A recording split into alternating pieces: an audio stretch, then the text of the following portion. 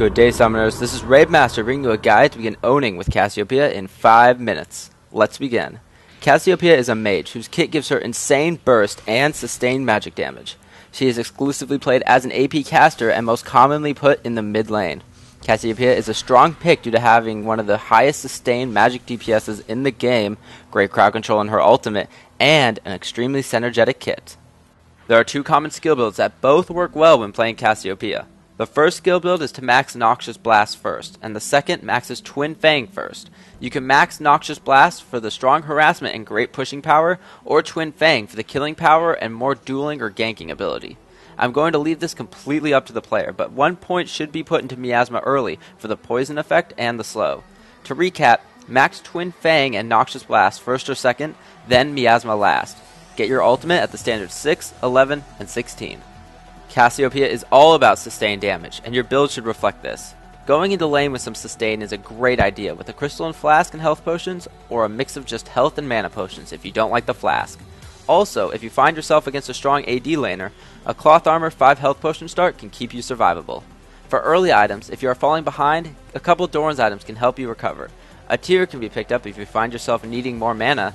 Haunting Guise will give you some great early game damage with the magic penetration, and if you start a cloth armor, get a Seeker's Arm Guard. Level 2 boots for Cassiopeia are Sword Shoes for the damage. Cassiopeia is picked most for her extreme DPS, so building damage items to complement this is a strong option. The big money damage items will be Deathcap for a ton of AP and Leandra's Torment, because you'll have no problem applying this to your targets with your spammable kit. If you need more magic penetration, then pick up a Void Staff, and if you picked up a tier in the early game, build it into a Seras once it is fully charged. When it comes to the Snake Lady, it's go damage or go home most of the time, so most of the defensive item selection will actually be hybrid. Riley's Crystal Scepter and Abyssal Scepter are both strong items to pick up as your first big purchases because of the mix of damage and survivability that they give you. Zhonya's gives an amazing active, and Will of the Ancients will provide great spell vamp and a nice aura for any other APs on your team. Now, if you must go home, then Warmogs and Guardian Angel are the best options for pure defense because they give you massive survivability for the price of 1 item slot. While Twin Fang hits a single target, it is coded in the game as a pseudo multi-target ability, and thus will only proc 15% slow from allies and will not apply the damage from Muramana. However, it will still use spell vamp to the full effect. Twin Fang will have its cooldown set to 0.5 seconds if it hits a poison target. This counts for all types of poisons, such as your basic spells, Zinj's Poison Trail, and Teemo's Toxic Shot.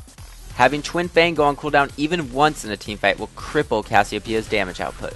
Make sure that you are constantly reapplying the poison debuff to your enemies.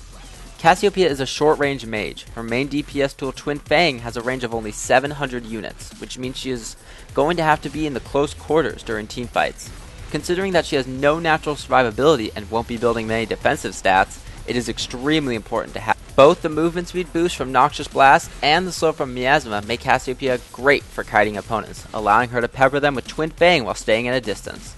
There are very few champions who can deal with Cassiopeia's insane early mid-game DPS, and champions who have weak early games, for example Rise, will be completely unable to lane against her effectively. Normally, trading with most champions when they try to harass you is a good idea.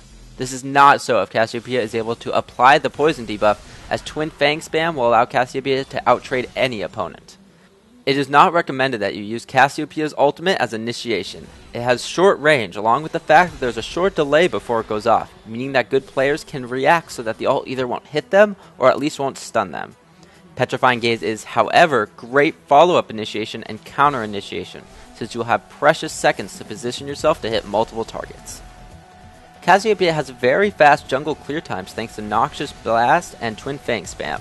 However, her ganks are average at best, and to say she is blue reliant would be a vast understatement, so it's not very viable. However, it can be very fun. I am sick of all these motherfucking snakes in my motherfucking lane. Now that you are armed with the knowledge of this guide, maybe you can find Cassiopeia beautiful once again.